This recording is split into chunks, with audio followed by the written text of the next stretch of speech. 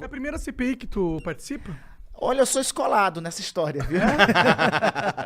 Eu sou escolado. Desde esse tempo, lembra que eu comecei falando aqui que eu fui deputado estadual muito jovem, aí depois fiquei sem mandato, né? Perdi a eleição para deputado estadual alguns anos depois, né? Mas aí, desde que eu cheguei na Assembleia Legislativa do meu estado, eu propus logo uma CPI lá, né? E depois, no Senado, né, eu participei pelo menos de umas 2 ou 3. Eu fui membro daquela CPI do Cachoeira, né, eu propus e fui presidente da CPI do ECAD. Né. Mais adiante, eu cheguei a participar também da CPI do BNDES. Né, cheguei a participar da CPI do HSBC, daquele escândalo chamado Panama Papers, né, que um monte de ricaço brasileiro tinha conta no exterior, né, e essa, eu acho que na minha conta essa é a quinta ou sexta. Eu já tive CPI em que foram virtuosas, né, mas também já participei de muita CPI que foi frustrada. Aliás, a maioria das CPIs que eu participei, eu tenho que dizer aqui para vocês, foram frustradas. O que é eu uma terminei CPI derrotado, né? Tipo, não se fala mais sobre o assunto, vira falar sobre nada. Vou dar um exemplo, CPI do Cachoeira. Na época, nós encontramos um monte... Olha só, nós descobrimos na CPI do Cachoeira que tinha uma empresa, uma construtora, que mandava no Rio de Janeiro. O nome dessa construtora, Delta. Depois, tempos depois, grave esse nome, tempos depois, a Operação Lava Jato identifica que essa construtora Delta financiava o Sérgio Cabral, governador do Rio de Janeiro. Nós chegamos nisso. Pedimos o aprofundamento das investigações, porque também a gente não poderia chamar o governador, né? Iríamos apontar o papel dessa empreiteira no final do relatório daquela CPI. Mas aí, no final, se constituiu uma maioria que empastelou a CPI, aprovaram um relatório lá fajuto, né, no final das contas, e enfim, a CPI acabou dando em pizza. Em pizza. Não algo... será essa daqui, apesar da pizza aqui, moçada, essa não vai dar não. A da pandemia, se Deus quiser, não dará não. Isso é uma parada que, pô, você tá falando aí você falou de algumas CPIs, e eu queria que o resultado delas tivesse tido mais repercussão, pra gente também saber o que foi a parada ali mesmo, sabe? Sei lá, falar nas grandes mídias, mostrar... Né? Uma das coisas que a CPI pra mim trouxe, e que foi um golpe forte no Bolsonaro, foi esse negócio dos e-mails da Pfizer. Dele recusar... A gente conversou com o ministro das Comunicações aqui, e ele falou que, apesar de o governo não ter respondido os e-mails, eles estavam em contato com a Pfizer em negociação, só que era com o presidente global, e quem tinha mandado o e-mail era o presidente da Sul-Americana, tanto que quando eles fecharam realmente as vacinas Pfizer foi com o presidente global. Mas como eu não entendo muita coisa... É difícil... eu não cheguei a ouvir essa resposta do senhor ministro da propaganda, não, do senhor ministro das comunicações. Não cheguei a ver. Mas, ouvindo de você agora, Monarca, eu acho um pouco sem sentido, sabe? Porque, olha só, o que nós encontramos na CPI, a primeira mensagem da Pfizer para o governo é do dia, sabe de quando? Dia 17 de março de 2020. A Pfizer se apresentando, dizendo que estavam no desenvolvimento de vacinas promissoras, né? Ora, se eu estou no meio da pandemia e eu recebo esse e-mail, né? E esse e-mail foi para o ministro da Saúde, para o ministro da Economia, para o chefe da Casa Civil, para o presidente da República. A não ser que alguém utilize o argumento, a desculpa que esse primeiro e-mail estava em inglês. Aí talvez... Mas assim, eu acho que isso não seria dificuldade, né? Vai lá na escola... podia estar em mandarim, porra. Não, assim... Google Translator ali, né? O Wizard é amigo deles, pô. Chamava o Wizard que traduzia na hora, pô.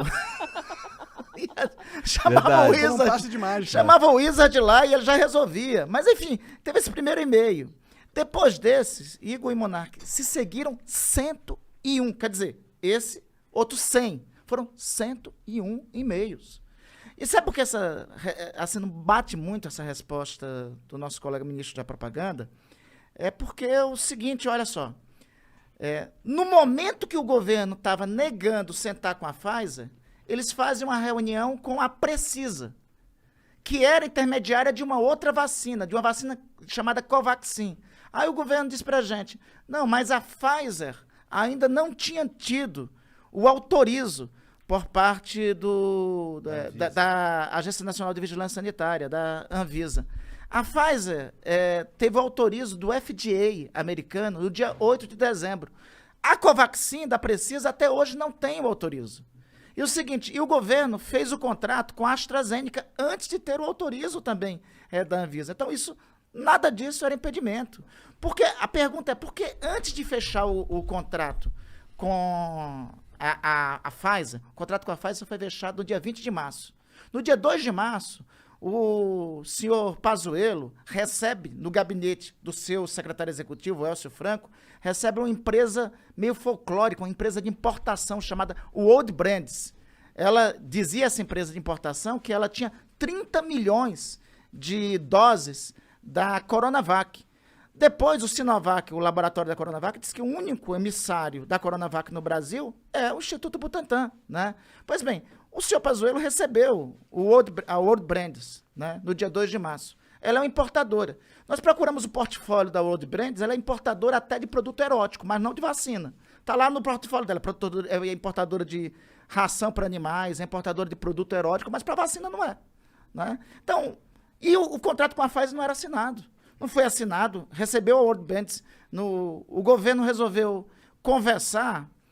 O nosso ministro da propaganda falou aí que quem mandou carta foi o cara aqui da América do Sul, da América Latina. Pô, mas quem teve acesso ao ministro da Saúde antes de fechar o contrato com a Pfizer foi o Cabo Dominguete, vendendo vacina. Vacina que ele não tinha, vacina da AstraZeneca. O Cabo Dominguete, o cabo daqui da PM de Minas Gerais, né? Aparece lá no Ministério da Saúde com uma pastinha e disse, eu tenho vacina, vamos vender aí vacina aí. Eram vacinas que ele não tinha. Então o governo sentou com a Precisa, sentou com a World Brands, conversou com a Davat, com o Cabo Dominguete, e não sentou com a Pfizer. A Pfizer, porra, é a Pfizer. O que eles tinham contra a Pfizer? Bom, o que o Fábio falou... Eu não sei se eles tinham algo contrário a Pfizer ser também o produtor do Viagra, e talvez eles tivessem alguma reação a isso. Mas eles deviam amar a Pfizer, principalmente eu acho. Isso deveria ser um motivo para isso. Tô brincando. Deveria ser um motivo para isso. O Fábio, ele disse que esse lance da Pfizer aí foi meio que deixado de lado no primeiro momento porque eles queriam negociar poucas vacinas. Foi o que ele falou, tô só repetindo o que ele falou. Não, perfeito. Com 3 mil a 4 mil brasileiros morrendo por dia, eles queriam negociar pouca vacina. O senhor Fábio é bom não continuar com essa declaração, senão ele corre o sério risco de ser indiciado também. Porque essa declaração tem peso de o seguinte, não, a gente não tinha muita gente morrendo, então bora vacinar pouco, né? Equipara-se a isso. Esse tipo de afirmação. Na verdade, tipo, não gostei do tão pouco e eles foram procurar outras pessoas. Ele falou que comprou a AstraZeneca, que tinha 90 milhões de doses já garantidas, tipo, não é como a gente não foi, ele falando, né? Não é como se a gente não tivesse ido atrás. A gente foi, só não comprou da Pfizer.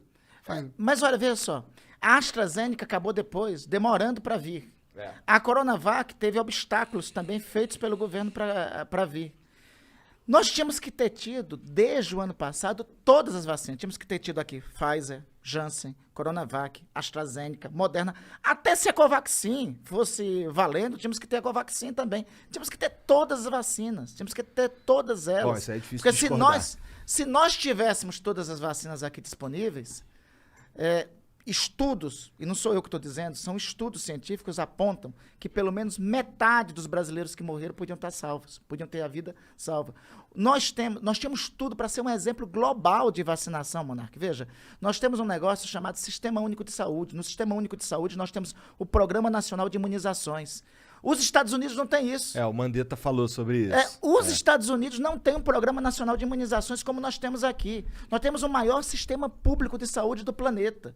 Né? Nós tínhamos condições, se nós tivéssemos comprado todas as vacinas no ano passado, nós podíamos ter começado a vacinação dia 17 de dezembro. Se tivéssemos feito isso, nós não tínhamos a segunda onda. Metade daqueles que perderam a vida, das famílias que foram deslaceradas, podiam ter o seu membro da família lá presente.